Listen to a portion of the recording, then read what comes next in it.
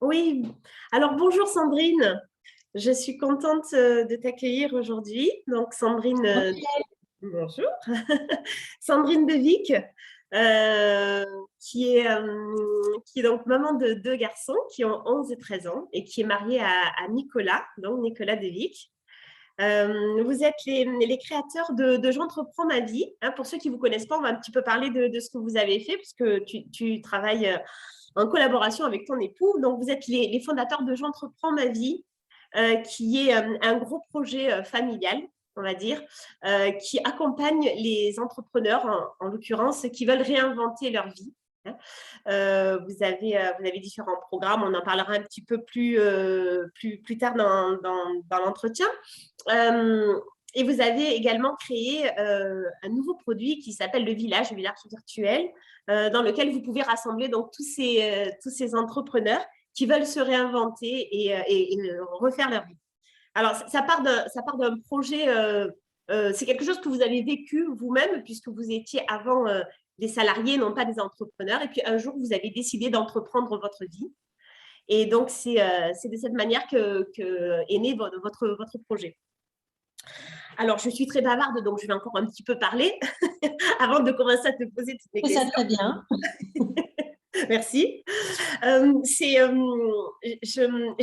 bien parler de ce que vous avez fait, donc le fait que vous étiez salarié, puis qu'un jour vous avez décidé de changer votre vie, de bouleverser votre vie et de l'entreprendre réellement avec vos deux garçons et avec mon mari, parce que c'est un petit peu ce que j'ai fait également, moi, et c'est pour ça que ça me parle, puisque j'étais également salariée, puis un jour, il s'est passé quelque chose dans ma vie qui fait que j'ai tout changé, que j'ai démissionné, que j'ai entrepris également ma vie. Et aujourd'hui, je suis, moi, comme vous, guide de vie, sauf que je travaille avec des particuliers et je les aide de la même manière que vous l'avez fait, que je l'ai fait, à réorganiser toutes les différentes parties de leur vie, professionnelle, personnelle, etc.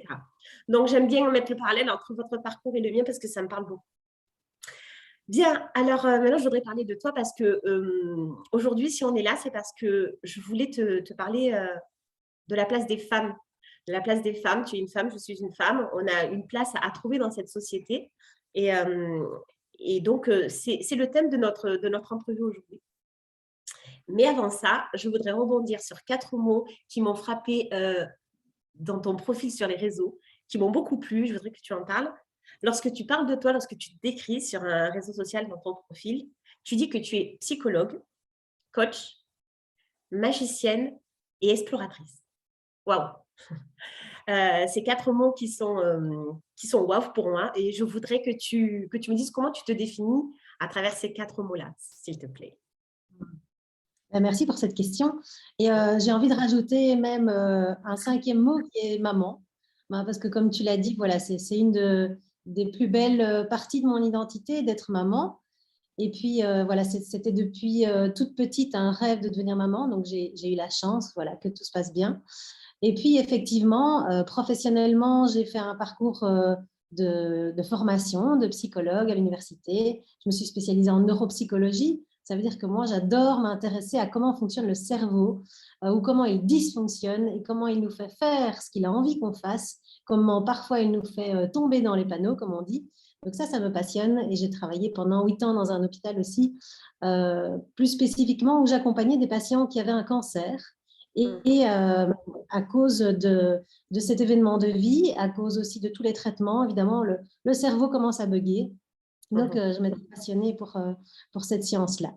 Ensuite, le deuxième mot, c'est coach, parce que en ayant fait la neuropsychologie à l'université, je me suis rendu compte qu'on était formé au fait de faire des bilans, de faire un état des lieux avec le patient.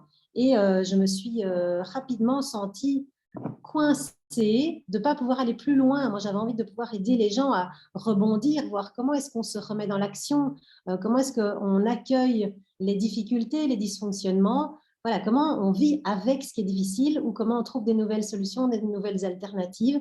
Et donc, en 2012, j'ai commencé à me former au coaching et je trouvais ça génial, je trouvais ça hyper complémentaire. Ça m'a ouvert aussi, évidemment, tout le monde du développement personnel en faisant cette formation de coach. Et donc, voilà, ça a été les débuts pour moi aussi d'une compréhension du monde, de l'humanité et bien sûr de moi-même et de mes proches. Donc ça, c'est pour l'aspect coach. Ensuite, magicienne et exploratrice, ce sont des archétypes que j'ai découverts récemment avec un de mes amis qui est spécialisé dans le branding. Et en faisant ce travail d'identité au niveau de qui je suis, au niveau de qui je suis aussi dans mon entreprise, eh bien, ce sont des mots qui sont ressortis. Et magicienne, c'est le fait d'arriver vers les autres personnes en voulant leur faire vivre des expériences qui transforment. Donc, j'aime aller à la rencontre des personnes et de pouvoir leur faire prendre conscience de choses importantes dans leur vie. Voilà, quand on dit magicienne, on a très vite l'image dans l'inconscient du pouvoir, mais de la baguette magique, de quelque chose de la transformation. Et ça, c'est ce que j'adore, c'est de pouvoir laisser quelque chose, laisser une petite trace dans mes rencontres et surtout dans mes accompagnements individuels et collectifs, qui est quelque chose qui se soit transformé pendant notre rencontre. Et puis, exploratrice, tu voulais rajouter quelque chose? Non, je te laisse finir. Exploratrice, ça vient du côté à la fois voyageuse que j'ai, parce que j'ai beaucoup voyagé. Mes parents ont été se former aux États-Unis pour faire la médecine. Et donc, à 8 semaines, ils m'ont déjà embarqué dans l'avion et je suis partie très, très loin. Et puis, depuis ce moment-là, j'adore les voyages, j'adore découvrir. J'ai une attirance aussi pour l'inconnu et les inconnus, d'aller faire des rencontres. Et je pense qu'aujourd'hui, l'exploration, ça se manifeste aussi dans la sortie de ce qu'on appelle la zone de confort, où régulièrement, moi-même ou avec mon mari ou avec mes enfants, on a ces envies de se challenger. Et c'est quelque chose qui excite certaines personnes, qui fait très peur à d'autres. Et donc, c'est tout à fait OK de respecter ça. Et en même temps, voilà, nous, ça fait partie de nous, c'est quelque chose qui s'est développé. Chez moi aussi, je vais parler en jeu. Et voilà, j'aime aussi sentir ce qui se passe quand on sort de sa zone, qu'on fait quelque chose qu'on ne connaît pas, alors que notre cerveau nous envoie des signaux de peur en disant ne fais pas quelque chose d'inconnu, de pouvoir aller tester ça et surtout aller chercher du feedback dans cette exploration. Voilà, ça répond à ta question. Pour le coup, cette sortie de zone de confort, je pense que tu l'as largement exploité avec tout ce que vous avez pu faire. Vous avez fait, tu parlais de voyage, vous avez fait un long voyage, notamment en Inde, assez inconfortable par moment. Donc, je pense que… Voilà, on a voyagé pendant un an, il y a 2 ans et demi. Et effectivement, voilà, ça a été de l'exploration et de la sortie de zone de confort en permanence. C'est ça. Ok. Bon, moi, ces 4 mots me font rêver. Les deux derniers me font rêver. Il y a le côté psychologue, le côté du savoir, maîtriser les concepts et les mécanismes. Et puis, le talent du coach qui, effectivement, accompagne, guide, amène de point A à point B, est capable de faire sortir les gens de leur coquille, de les amener, de les faire découvrir des tas de choses. Donc, c'est pour ça que ces 4 mots me parlaient. Je te remercie pour tes explications. Alors, tu disais, je vais parler en jeu. Alors oui, reprenons la place, la fameuse place de la femme. Donc, nous sommes rencontrés en cette fin d'année 2021, puisque nous étions ensemble à la retraite de Romain Clamaron et nous avons passé 2 jours ensemble.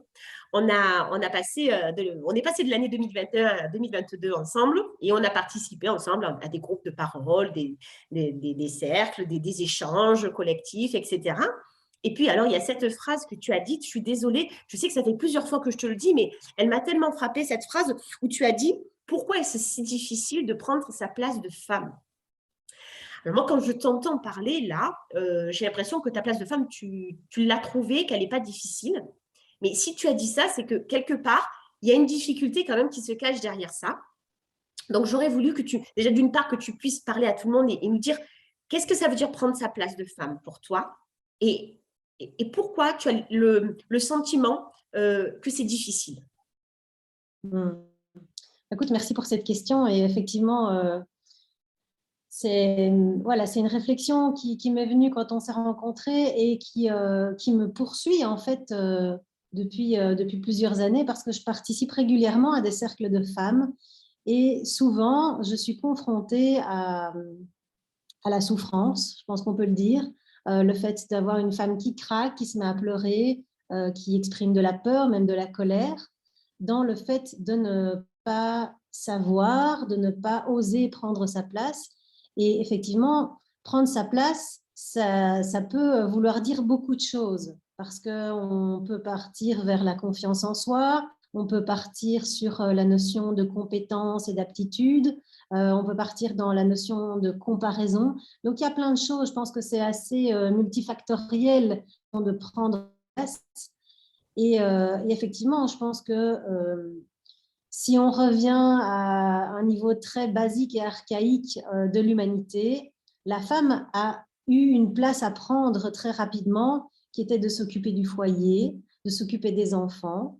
Quelque part, c'est dans notre ADN de faire une famille, de s'en occuper. Et c'est l'homme qui part à la chasse, qui sort de la grotte et de la caverne, qui part avec son courage, avec ses outils, et qui va chercher à manger pour ramener ça à la famille. Et en fait, ce qui est intéressant, c'est que la femme, dès ses premiers moments de développement en fait, personnel, la femme a pris sa place et ça lui a permis de développer ses talents de communication. Parce qu'en étant entre femmes, elles se sont beaucoup parlé, elles ont beaucoup discuté entre elles de ce qu'elles vivaient, de ce qu'elles ressentaient. Alors que l'homme, lui, partant seul face aux animaux sauvages, a peut-être moins développé ses capacités de communication. Mais par contre, il y a quelque chose de l'ordre de « je suis le pilier de la famille », c'est moi sur qui on compte, et quelque chose du leadership, on peut dire, qui s'est développé de « voilà, on compte sur moi, c'est moi qui dois tout donner ». Voilà. Et donc, quelque part, peut-être que depuis ce moment-là, il y a des choses qui se sont développées, peut-être même cristallisées, on peut dire, dans la femme. Voilà, elle va rester avec les autres femmes, avec les enfants, et elle va moins vers l'extérieur. Donc voilà, ça c'est une réalité qui existe, mais c'est pas pour ça que c'est comme ça que les femmes peuvent se figer ou se mettre des bâtons dans les roues. C'est une des hypothèses, on peut dire. Après, il y a tout le côté éducationnel qui est lié aussi au fait que peut-être qu'une femme ou une petite fille, par rapport à un garçon, on va lui donner moins de place. Dans certaines cultures, dans certaines régions du monde, la petite fille et le petit garçon n'ont pas du tout la même place et se voient l'un et l'autre valorisés, voire dévalorisés. Carrément, oui. Donc, je pense qu'il peut y avoir quelque chose de ça aussi. Alors, je rebondis sur ce que tu dis. Alors, sur l'aspect communication que je n'avais pas vu, en te posant la question, je n'avais pas vu cet aspect-là. Et je te rejoins totalement par rapport aux personnes que je peux rencontrer, par exemple, dans mes coachings. Je ressens nettement le côté communication beaucoup plus développé chez les femmes que chez les hommes. Donc, cette capacité à vouloir communiquer, comprendre, arranger les choses, faire en sorte que les choses se passent bien. Donc, l'aspect communication est très important et très présent chez les femmes. Alors, le côté leadership et pilier de la famille chez l'homme aussi. Et c'est évident, là c'est pas besoin de le préciser, c'est quelque chose qui est entendu, comme tu dis, aussi dans les cultures, l'éducation, etc. Mais alors, le problème qui se passe, c'est lorsqu'on rencontre des femmes, des personnes que l'on veut aider justement à fabriquer leur propre vie, à se réinventer, comme vous dites, il y a cette part de peur, de crainte et donc de dépendance qui fait que ces personnes-là, ces femmes-là ne s'assument pas en tant qu'elles et qu'elles pensent qu'elles ont toujours besoin de quelqu'un sur qui s'appuyer. Il y a de la dépendance affective parfois et de la dépendance financière. Il peut y avoir des tas de dépendances qui font qu'elles ne s'assument pas telles quelles. Et c'est ce qui est compliqué pour leur faire passer le cap et de leur faire comprendre qu'elles existent pour ce qu'elles sont, elles, toutes seules, et pas forcément à travers quelqu'un d'autre. Et du coup, je suis contente de pouvoir parler avec toi parce que je suis cette femme-là, parce que je suis seule, et j'existe, et je fabrique ma vie autour de mes envies seule. Et c'est là où je voudrais donc du coup que tu m'expliques comment toi, qui es dans une famille avec un mari et des enfants, comment toi tu vois la chose et comment toi tu t'affirmes et tu prends ta place par rapport à ça. Oui, écoute, c'est quelque chose qui n'est pas évident, toujours d'expliquer aux autres, voilà, comment est-ce qu'on fait pour… je pense que c'est aussi une série d'expériences parfois d'anecdotes qui font que quand on s'écoute, à un moment donné, on sent quand ça convient ou quand ça convient pas.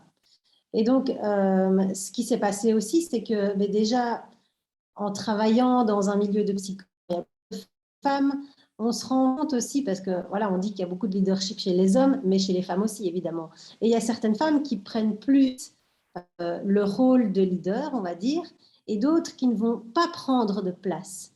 Ce n'est pas prendre sa place, c'est ne pas prendre place du tout, voire s'effacer, faire même en sorte qu'on ne se souvient même plus qu'elle était à la réunion, tellement cette femme a fait en sorte de ne pas exister.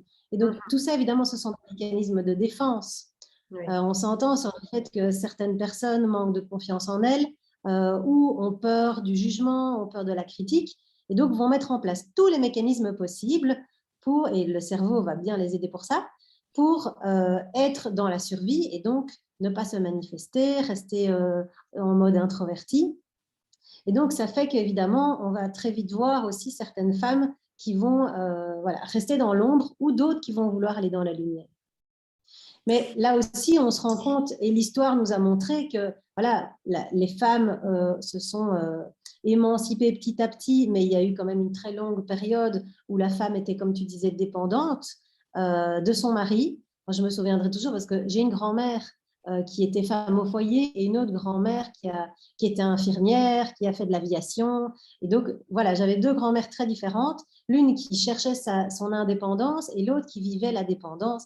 Et alors, ma grand-mère Francine, qui cherchait l'indépendance, disait toujours « Je ne comprends pas comment ton autre grand-mère doit pleurer chez son mari pour aller s'acheter une paire de chaussettes. » Et donc, voilà, ça montre bien effectivement la notion de dépendance que la femme ressent vis-à-vis de l'homme et qui fait qu'elle reste bien en dessous, en position d'infériorité.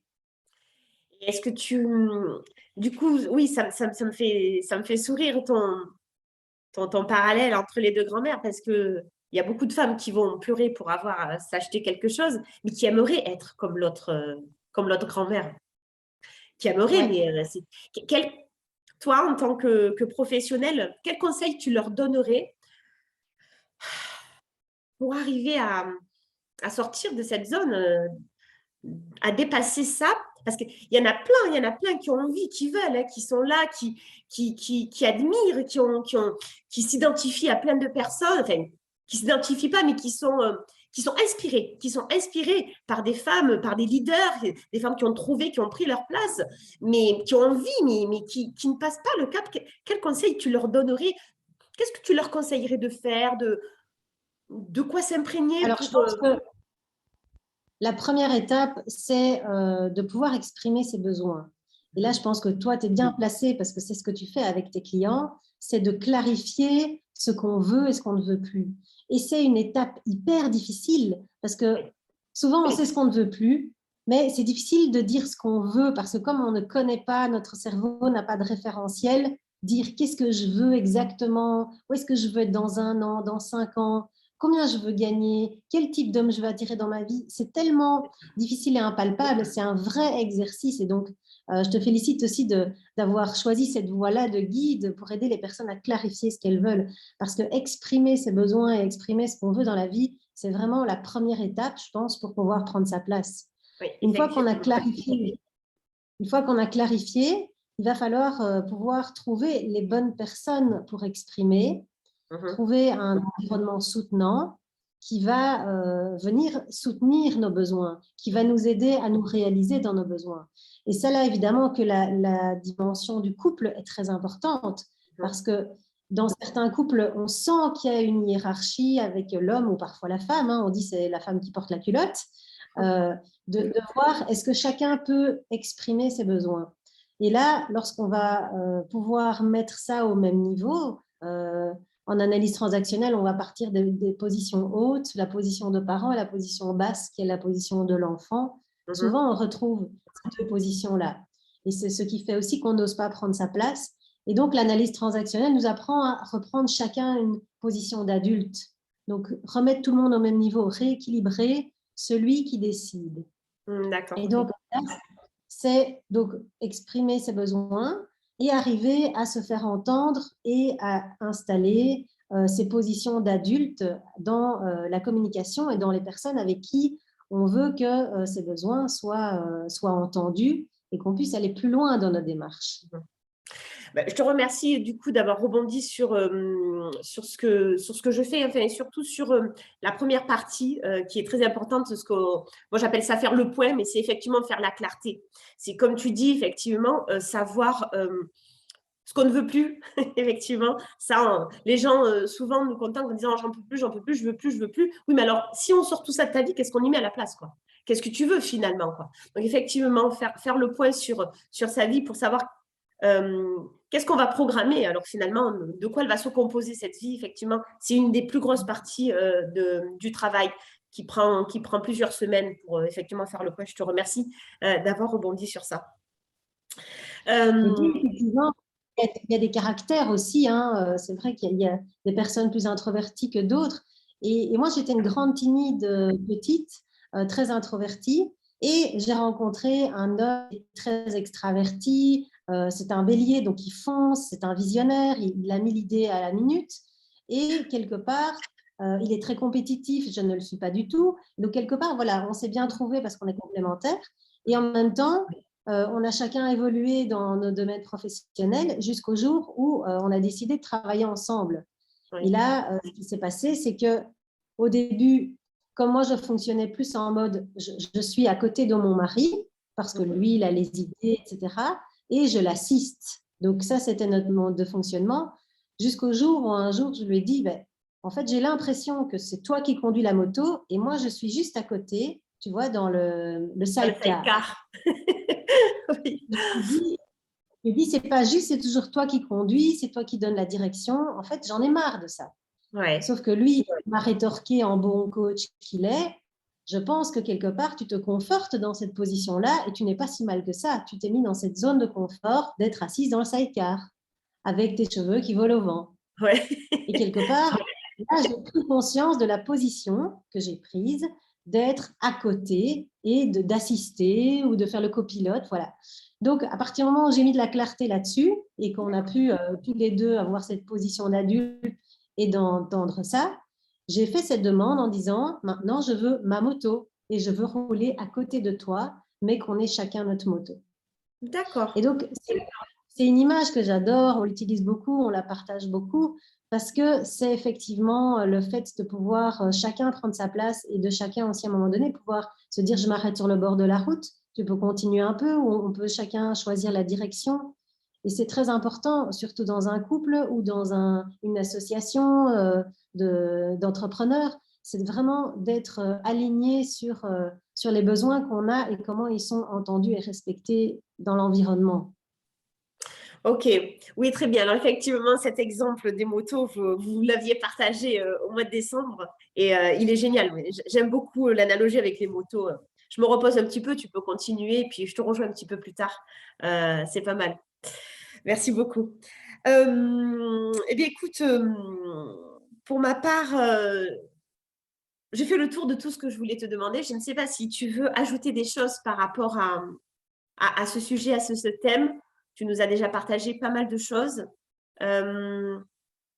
J'avais envie, ça n'a rien à voir, mais je trouve ça important.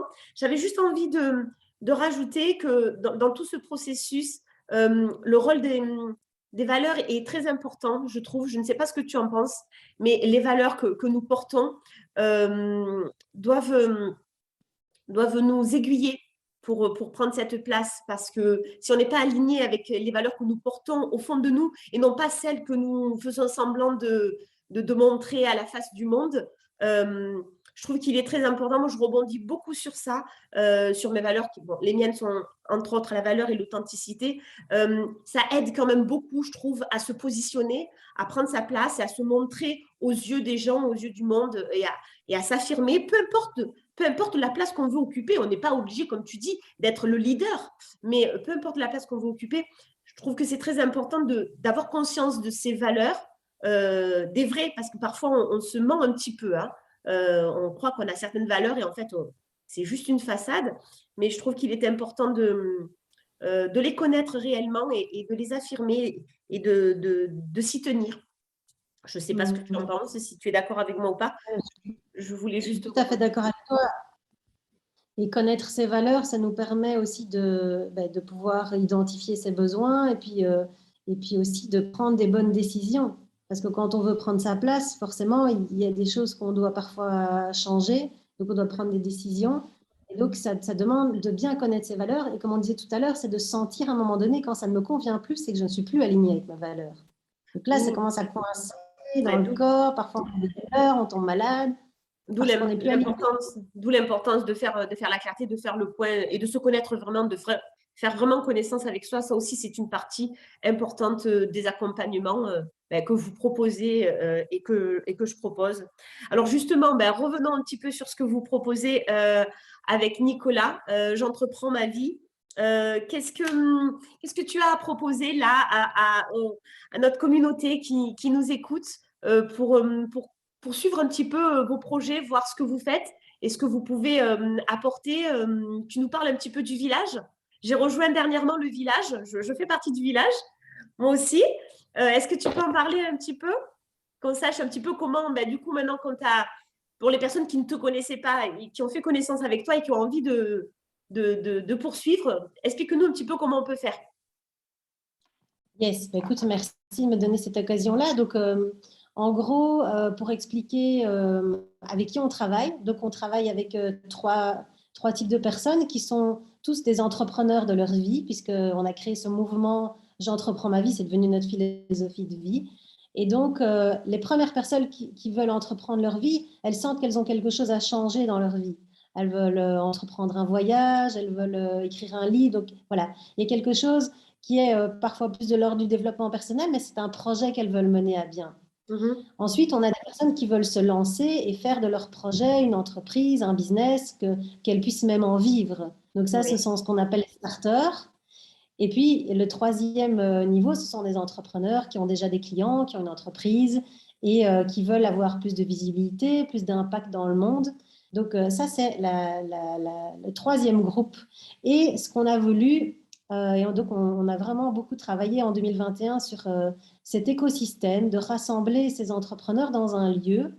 Et aujourd'hui, eh ben, le web est partout et donc on a créé un lieu digital qu'on a appelé le village où on peut rassembler toutes ces personnes-là parce qu'on sait que les personnes qui ont un nouveau projet, qui veulent entreprendre, la plupart de ceux-là vivent la même souffrance et la solitude. C'est très difficile de se faire reconnaître, entendre dans un nouveau projet, surtout quand on part à 180 degrés, Oui. quelqu'un qui a fait, qui a fait logopède et puis tout d'un coup qui veut devenir pâtissière. Son Oui. entourage ne comprend pas, ou très peu.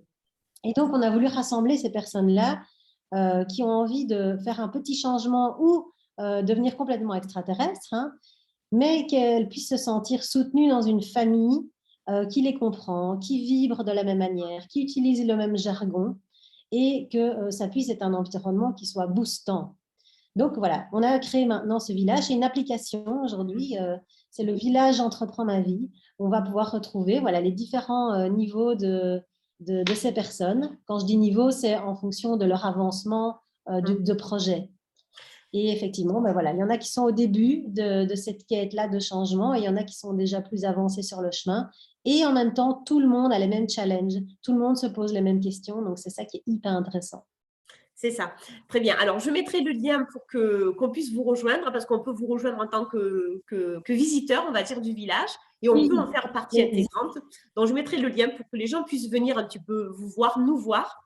Je rebondis sur le terme de famille et de bienveillance au sein du village. Alors, la première fois que vous en avez parlé, j'arrivais pas trop à imaginer ce que c'était le village. J'avais l'impression que j'allais me promener quelque part.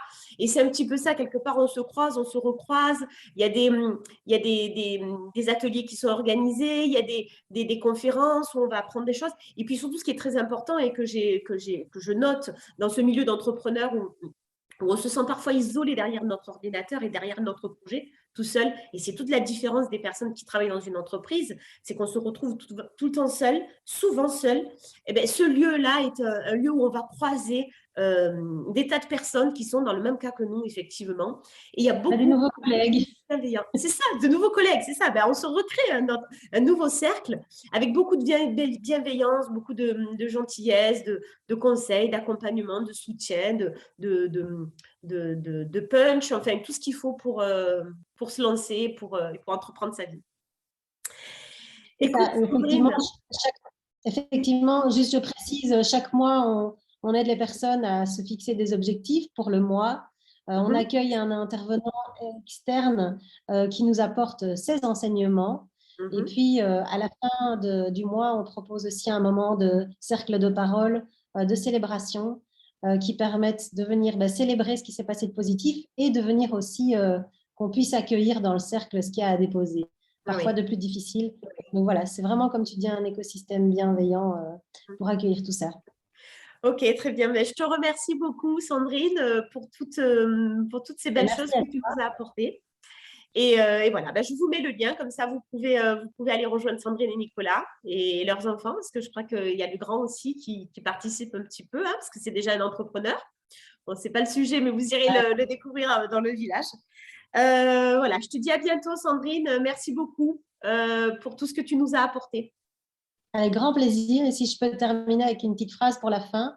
Ouais, un message que j'ai reçu d'un de mes amis coach qui m'a vraiment aidé, c'est n'attends pas qu'on te donne ta place, prends ta place.